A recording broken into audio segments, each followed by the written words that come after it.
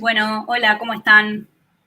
Buenas tardes, ¿cómo están? Hoy estamos con Valeria haciendo un nuevo video para compartir con ustedes. En este video particularmente queremos marcar la posición que tenemos desde Reconstrucción Comunista sobre el conflicto que se está desarrollando en Ucrania. También nos van a estar acompañando hoy otros dos compañeros también que son integrantes de Reconstrucción Comunista, Federico y Guillermo, para analizar el tema. Sí, También, como modo de introducción, si te parece, Vale, sí, dale. para nosotros es necesario hacer un análisis sobre este tema particularmente, sobre esta situación que se viene desarrollando, aunque se desarrolle en otra parte del mundo. También nosotros sufrimos las consecuencias de este conflicto en nuestro país. Particularmente lo hemos reflejado en el aumento de los precios que se está impactando, producto del aumento del precio del petróleo a nivel internacional, en el mercado internacional, lo cual afecta directamente al resto de los productos de consumo diario.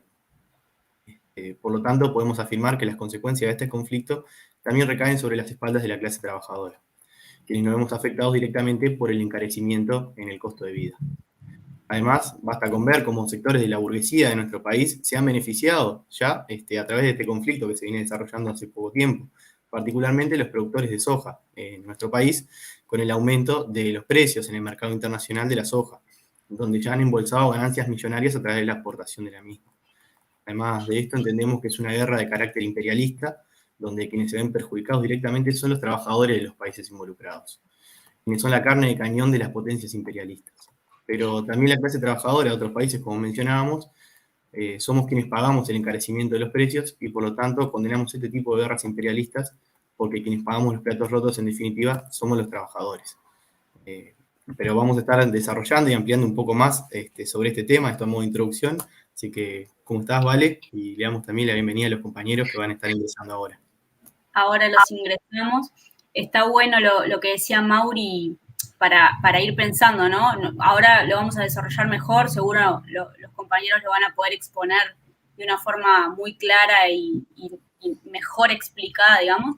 Pero está bueno ya eso nomás que dijiste de cómo tenemos la doble cara, ¿no? Por un lado, lo primero que se nos dice es que esta guerra, esta invasión rusa en Ucrania va a traer consecuencias, sin duda, económicas en el país, porque, por ejemplo, el precio del crudo se disparó, entonces eso hace que indefectiblemente los combustibles se disparen en nuestro país, pero por otro lado, lo que no dicen es que el precio de la soja se disparó a raíz justamente de que Ucrania es uno de los mayores exportadores también de soja. Entonces, al Ucrania no estar exportando, los sojeros uruguayos y, bueno, argentinos también están festejando, ¿no? Pero esa parte en general se omite para no darle, obviamente, argumentos a los trabajadores en cuanto a que no existe tal crisis como nos están planteando, ¿no? Vamos a darle paso a los compañeros y podremos desarrollar mejor. Incluso me parece también importante desde nuestra posición que podamos también exponer hoy la vigencia de los postulados de Lenin, ¿no? En el imperialismo, fase superior del capitalismo, hay algunos pasajes de ese libro que los podríamos leer hoy y parecerían que están escritos para esta situación y esta coyuntura internacional, y sin embargo se escribieron hace 100 años, ¿no? Vamos a darle paso, por un lado, a Federico Kreimerman y a Guillermo Morín, dos compañeros de reconstrucción. Hola, ¿cómo andan?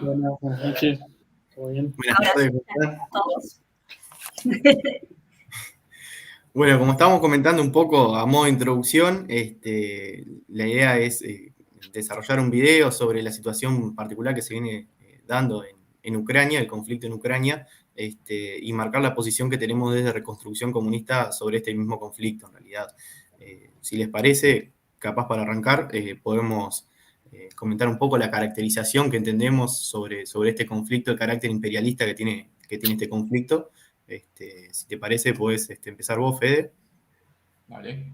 Sí, para mí, primero que nada, está bueno hacer el video sobre este tema porque en general la información que está llegando acá a Uruguay es toda la que llega por los medios masivos y demás, que tratan siempre por un lado de presentar la guerra como una cuestión de bandos buenos y malos, donde los bandos son los países, ¿no? Como si no hubiera clases sociales adentro de cada una de las sociedades de esos países. Entonces es importante esclarecer lo que realmente sucede. Bueno, primero la posición nuestra es claro, como se decía en la presentación, que esto es una guerra no entre países como si estuviéramos en un juego de geopolíticos únicamente, sino que es una guerra por la disputa de intereses entre dos potencias, pero en realidad entre las burguesías de dos potencias. ¿No? Es lo que llama una guerra interimperialista, entre dos potencias imperialistas, la mayor potencia del mundo, que es Estados Unidos, en este caso reflejada por la OTAN, y Rusia. ¿Sí? Eso para empezar, porque no es acá el pueblo ruso que está combatiendo contra el pueblo ucraniano. Más bien, si algo es importante decir, que va a ser la conclusión, pero hay que dejarlo claro siempre, el pueblo, tanto ruso como ucraniano, son los que pagan los costos de esta guerra.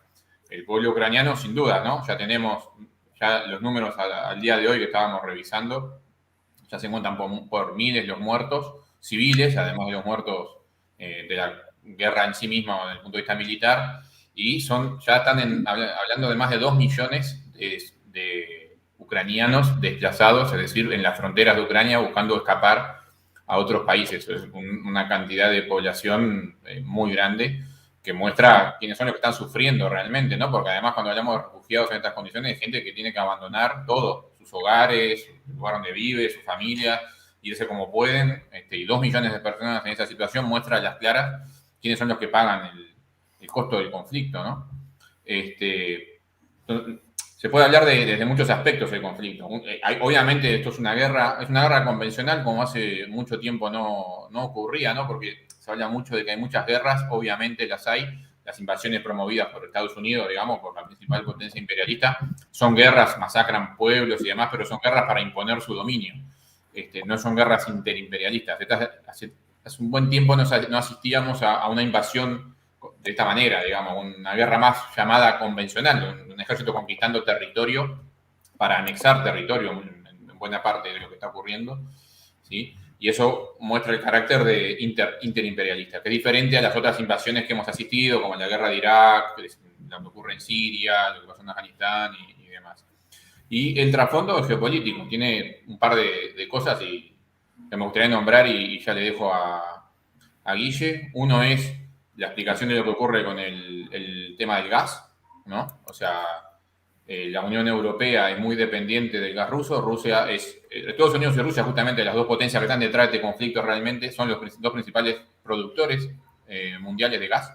Estados Unidos un poco más que Rusia, pero son los que producen más gas en el mundo, con la diferencia de que Estados Unidos utiliza buena parte de ese gas para autoabastecerse y tiene un excedente que exporta, y Rusia, en cambio, tiene un enorme excedente, lo que utiliza de su propio gas no es tanto, y justamente el gas es parte de la base de su economía. ¿Sí? Es uno de sus principales ingresos. Y Europa es muy dependiente principalmente del gas ruso. El 40% de la energía de Europa proviene de Rusia, y los países que están más al este llegan hasta el 90 o 100%. Y por Ucrania pasa el principal gasoducto que hoy abastece el centro de Europa, particularmente abastece la industria en Alemania. ¿Sí? Eso explica en buena parte el interés que hay detrás, digamos. Lo que le interesa a Estados Unidos es entrar al mercado europeo del gas, y para eso debilitar la posición rusa. ¿Sí? Eso se traduce después a la política, con el intento de que Ucrania ingrese a la Unión Europea y a la OTAN. ¿Sí? La parte económica y la parte geoestratégica y militar, las dos organizaciones que utiliza Estados Unidos para controlar y vamos a decir disciplinar a las burguesías europeas, particularmente a la alemana, que es la que hoy tiene la mayor dependencia con Rusia, y por lo tanto, si uno mira noticias de antes de la invasión, cuando se estaba iniciando la escalada bélica, Alemania se oponía al apoyo a Ucrania, a la venta de armas y demás. Ahora, justamente, la invasión rusa, obviamente que favorece objetivamente a la burguesía rusa, porque se está apropiando de recursos y territorio, pero ha favorecido la posición estadounidense porque ha logrado disciplinar a la Unión Europea entera tras sus intereses, ¿no? Hoy, si vemos, todos los países de Europa se han posicionado contra la invasión rusa, ¿sí? Después esto viene teñido de la propaganda, de los buenos y los malos y los invasores, pero la realidad es que Estados Unidos se ha visto beneficiado porque ha logrado cerrar el círculo, digamos, y que todos los países occidentales lo apoyen, digamos, y se opongan a Rusia. ¿Sí? Eso es para mí una de las partes importantes a destacar. Para hacer un ping-pong ahí, puede seguir Guille un poco. Sí, yo estoy de acuerdo con lo que se venía planteando. Algunas cosas que en realidad me parece que está bueno remarcar, para que no quede como que el gran sufrido en el territorio del pueblo ucraniano también, los rusos, que a su interna tienen cierta como crisis, y el pueblo también de última instancia es el que sostiene gran parte de la economía, de las cosas que se venden, generando la riqueza, ¿no? Los trabajadores van a ser los grandes, van a sufrir grandes consecuencias en este próximo tiempo, ¿no? Sobre todo porque, bueno, dentro de las últimas medidas que ha tomado Rusia es cancelar la exportación de un montón de cosas, y eso significa que los trabajadores que están ahí también van a presionarlos para producir y para sostener lo que necesita el país. Otra cosa también es la represión que viven los propios trabajadores del lugar, ¿no? O sea, los que están en discrepancia con la guerra se los reprime, se los encarcela, incluso a los comunistas en ambos lugares antes los metían presos, cualquier tipo de cosas les hacían. Y eso marca un poco también cómo las propias burguesías, además de atender a este conflicto por el dominio del mundo y del mercado, aprovechan también y limpian a su interior algunas cosas que les puedan generar conflictos en el futuro. Por otro lado, también otro detalle importante es como el win-win de Estados Unidos con el lobby armamentístico, ¿no? O sea, si la guerra no se hubiera producido y la OTAN avanzaba en Europa, se iban a instalar más bases militares promoviendo esa industria nuevamente. Y pasó lo contrario, ¿no? Se dio el tema de la guerra, provocada justamente por Estados Unidos. Y bueno, y ahora la industria armamentística tiene un boom. Todo, no sé, los miles de millones de dólares, ya creo que va en cientos de miles de millones de dólares, lo que han invertido la Unión Europea en armamento. Si bien hay industria armamentística en Europa, Estados Unidos tiene un montón. Y bueno, y ahí también tiene una colocación y una promoción de esa industria, ¿no? Que a él le salió ganar, aparte no perdamos de vista que su ejército no sufre mella ninguna con este conflicto, ¿no? Entonces se mantiene una potencia mundial dominando un territorio al cual no tuvo ni una baja. Y eso en realidad en cuestión de dominio geopolítico es fundamental, ¿no? En última instancia, quienes pueden imponer la fuerza son los que tienen los ejércitos mejores armados, mejores preparados, etc. Y ellos no sufrieron ninguna pérdida. Como agregar a la cuestión económica, también resaltar que Ucrania es la superficie cultivable más grande de Europa, digamos, y eso hace que el abastecimiento de comida en un montón de lugares se pueda llegar a ver en dificultad, aumentando el resto de los precios de las cosas que venden, por supuesto, porque ahora la cosecha se va a adelantar para no sufrir mayores pérdidas por la guerra, pero eso va a influir en los costos.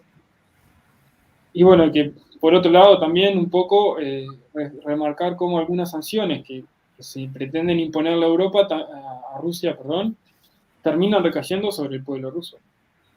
Por ejemplo, el tema de la red SWIFT. ¿No? O sea, acá en realidad los grandes capitales que tienen capital por todos lados, para mover su plata, lo único que tienen que hacer es mandarla a otro banco que maneje otra red para SWIFT, y podrían bypassear por ahí el dinero, y sin embargo el que va a usar la red cotidianamente, que por lo general son los trabajadores que con toda la digitalización que hay de la economía en varios lugares, son los que se ven como limitados, y eso les genera un montón de problemas también a la interna de Rusia. Y creo que también viene por ese lado, ¿no? Tratar de generar como cierta inestabilidad en la interna de Rusia. Pero bueno, en realidad, si nos ponemos a ver ahí las medidas que se han ido generando y cómo se han ido tomando también medidas por parte de otros países que lo que quieren hacer es aparecer en primera plana para poder ver si pueden tener algún tipo de tajada de todo este conflicto, ¿no? Como es Israel, como pasa con Turquía, etc. Pero bueno, ahí eso también se puede ver a nivel internacional. Y otra cosa que a veces no queda muy clara, ¿por qué Estados Unidos hace todo esto para ganar en el mercado del gas? Porque bueno, en realidad Estados Unidos, la forma que tiene de hacer llegar a Europa el gas es licuado, y Europa, si bien hay algún país como España, que son los más preparados, si no me equivoco son 4 de las centrales regasificadoras que tienen, pueden procesar un montón de gas de lo que traen de Estados Unidos, pero no tendrían la capacidad de alimentar al resto de Europa. Entonces, para hacer eso por otras vías, necesitan un montón de inversión, ya sea creando gasoductos y para mover el producto del gas licuado o regasificadoras, y eso no era algo que estuvieran dispuestos a hacer. Pero bueno, ahora vista la necesidad de independizarse energéticamente de Rusia, ha habido planes, ha habido cosas para empezar a invertir en ese sentido, digamos, ¿no? Y ahí aparece de vuelta Estados Unidos ofreciendo sus productos para poder colocarlos, ¿no? Como venía mencionando Guille, una cosa que me quedé pensando respecto o sea, saliendo un poco ya del tema más como geopolítico y de los distintos bandos, etcétera, y de los distintos intereses detrás, y como se mencionaba bien, ¿no? Cómo están las burguesías por detrás de estas distintas movidas, ¿no? Más allá que después sea el pueblo, por ejemplo, ucraniano que pague con los muertos, ucranianos y rusos, o el pueblo, en definitiva, de cualquiera de estos países, o incluso los europeos, pagando los costos de la guerra. Porque mientras ustedes hablaban, yo pensaba, no solo el hecho de, por ejemplo, que ya se está encareciendo, digamos, el gas para cualquiera de los trabajadores europeos, ¿no? Creo que era Fede que decía, se abastece, por ejemplo, a través del gas ruso, la industria alemana. Ahora, también la mayoría de los países europeos se calefacciona con el gas ruso. Entonces, que empiece a faltar eso o que haya una disputa por el gas ruso, lo que hace va a ser se va a trasladar directamente el costo y el encarecimiento a los trabajadores, que son los que se tienen que, calefaccionar o que se calefaccionan de esa manera.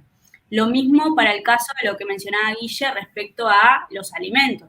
Si Ucrania, o casualidad, es uno de los países que tiene mayor área cultivable y la mayoría, de lo que se planta ahí se vende en la propia Europa, es decir, y es lo que consumen los trabajadores europeos, el encarecimiento de esos productos por tener que traerlos de otro lado, claramente lo van a terminar pagando los trabajadores. Eso como para poner algunos ejemplos y también ver cómo en cualquiera de estos intentos que siempre son de las burguesías, los que terminan poniendo ya sea, el costo real de la crisis o, mucho peor, las muertes, siempre van a ser los trabajadores, los hijos de los trabajadores, ¿no? Así es. Capaz que hay eso que decía Valeria, el encarecimiento después es hacia todo el mundo, ¿no? El capitalismo en su fase superior, como bien decía Lenin, que hoy se verifica plenamente, es un sistema totalmente interconectado. Esa mayor demanda de Europa de alimentos de otro lado, dado que ahora no los puede proveer de Ucrania, va a provocar, ya lo está provocando, un encarecimiento del costo de muchos insumos originales de los alimentos, trigo, soja particularmente, que ya está ocurriendo en todo el mundo, ¿sí? Y lo mismo pasa con los combustibles. El gas tiene como consecuencia el aumento del precio del gas mismo, pero también del petróleo, porque es un combustible sustitutivo en otros lugares y así funciona el mundo. Bueno, de hecho en Uruguay ya estamos asistiendo a una suba del precio de los combustibles como coletazo de estas cosas, ¿sí? No sabemos si ya compraron algún barril de crudo más caro, pero sin duda ya nos los están cobrando por las dudas. Exactamente. Y por eso es importante plantear que quién es quién en el conflicto y en general, ¿no? Porque, como bien decían al principio, en el Uruguay los ojeros se ven beneficiados, por ejemplo, muy beneficiados con esta guerra, y los trabajadores vamos a pagar el costo por el aumento de los precios, ¿sí? Como también quién es quién en el conflicto mismo, ¿no? Porque si escuchamos la propaganda occidental, digamos, la dirigida por el aparato mediático estadounidense y después de los europeos en general, tenemos a los ucranianos como víctimas, que efectivamente el pueblo ucraniano es víctima de este conflicto, pero utilizando eso hipócritamente se busca colocar a Ucrania país como víctima y ya a su gobierno como los defensores de esas víctimas. A veces yo he visto publicaciones donde el actual presidente de Ucrania aparece como un héroe nacional que se ha quedado a defender a su pueblo y demás. Este es un gobierno que proviene y hereda el golpe de Estado que hubo en Ucrania en el 2014, un golpe de Estado que se dedicó a perseguir trabajadores, que proscribió y sigue prohibido el Partido Comunista en Ucrania, ¿sí? Que llegó a permitir que el famoso grupo paramilitar nazi incendiar a edificios con trabajadores adentro, es el mismo gobierno, digamos, que no es ningún paladín de la democracia ni defensor de ningún pueblo oprimido, digamos. Ahí es un gobierno que además ha oprimido a una parte del pueblo ucraniano, al sector más cercano culturalmente a Rusia. Y por otro lado, como contracara de eso, Putin se busca presentar a sí mismo como el liberador del pueblo ucraniano, que está luchando prácticamente contra el nazismo, ¿no? También, cosa que también es falsa, ¿no? Putin está representando a la oligarquía rusa que quiere controlar, primero quiere dejar de pagar el peaje que paga por pasar el gas por Ucrania, eso es ¿no? Porque la oligarquía rusa y las empresas multinacionales que hay ahí del gas, obviamente tienen un fuerte control del Estado ruso, ¿sí?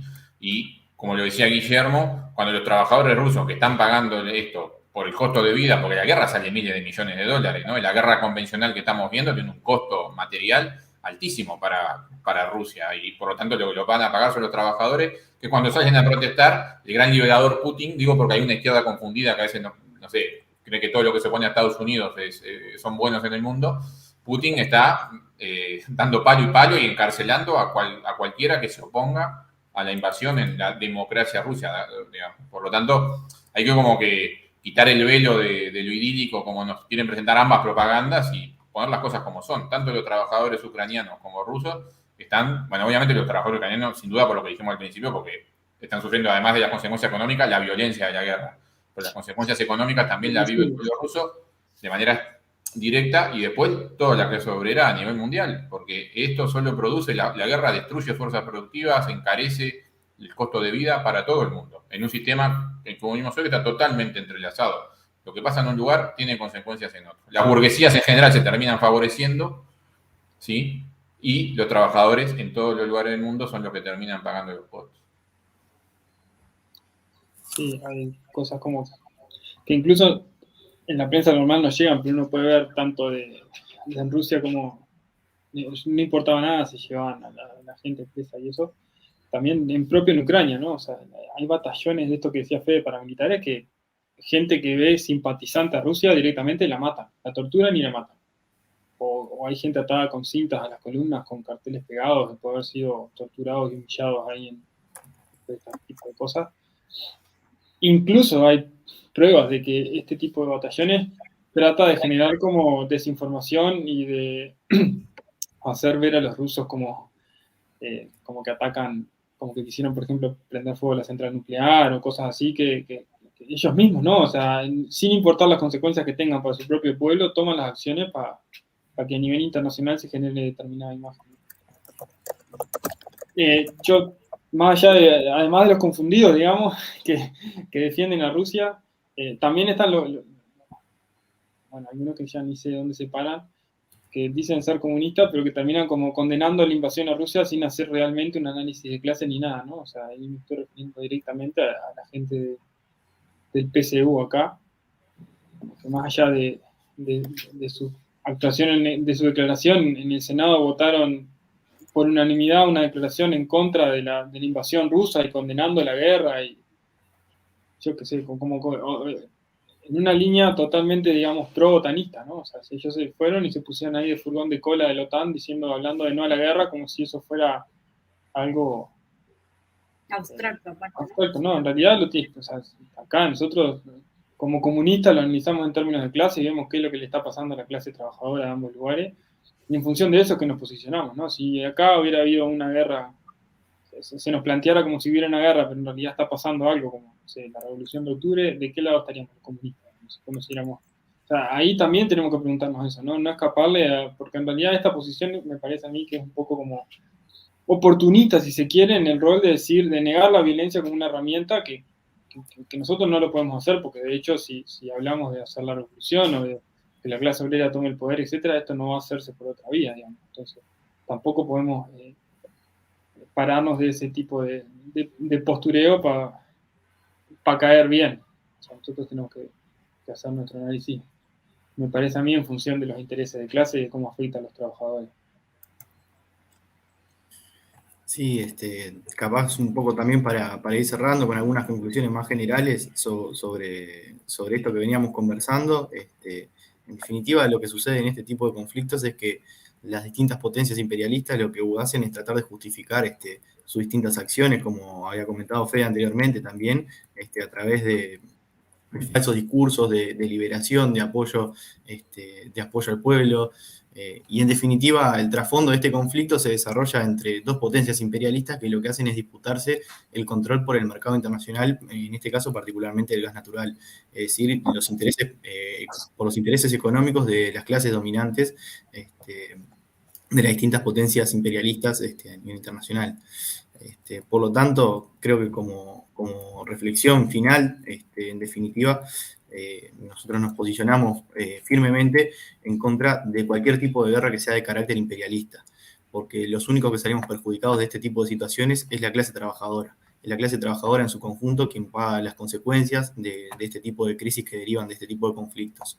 En realidad, y nosotros no tenemos absolutamente nada que hacer, sino solamente somos quienes ponemos nuestras vidas, quienes pagamos con nuestras condiciones de vida también, y por lo tanto nos posicionamos en contra de este tipo de guerras que son de carácter imperialista. Si les parece bien, algún comentario más, si quieren hacer ustedes alguna reflexión para cerrar, adelante. No, yo creo que esto último es lo más importante, lo que decía Mauricio. Nosotros estamos en contra de la guerra porque la guerra es la disputa entre sectores de la burguesía mundial buscando beneficios, que pierda quien pierda, digamos, los que terminan pagando son efectivamente los trabajadores, con sus vidas en el lugar donde ocurre el conflicto y en el mundo entero con el costo de vida que se encarece, como en Uruguay ya lo estamos viviendo. Así es. Y capaz que simplemente para cerrar con una consigna que ya tiene más de 100 años, o 100 y poquititos años, que sigue siendo vigente y que creo que debe ser la consigna que guíe a los comunistas en cualquiera de estos, digamos, conflictos como el que estamos presenciando, ¿verdad? Que es que ni guerra entre pueblos, ni paz entre clases. Creo que eso es un poco también lo que resume que planteaba Guillermo, para entender, para poder definir justamente quién es quién y con quién estamos los comunistas, o por lo menos quienes entendemos, quienes intentamos llevar un análisis materialista y científico de la realidad, ¿verdad? Así es.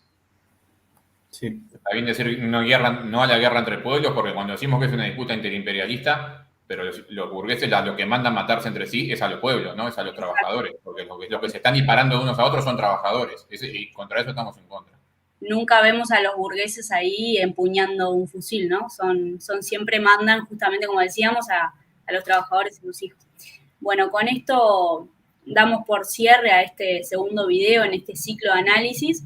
Les dejamos, obviamente, siempre que les pedimos que nos dejen sus comentarios, también sus aportes, los podremos ver allí. Y bueno, nos encontraremos en una nueva edición en breve. Invitar a leer el artículo más desarrollado en la página Reconstrucción Comunista, para quien quiera. Exacto, ahí pueden acceder a una posición un poco más desarrollada. Pero bueno, nos estamos viendo dentro de poquito. Hasta luego. Hasta luego, compañeros, que anden bien.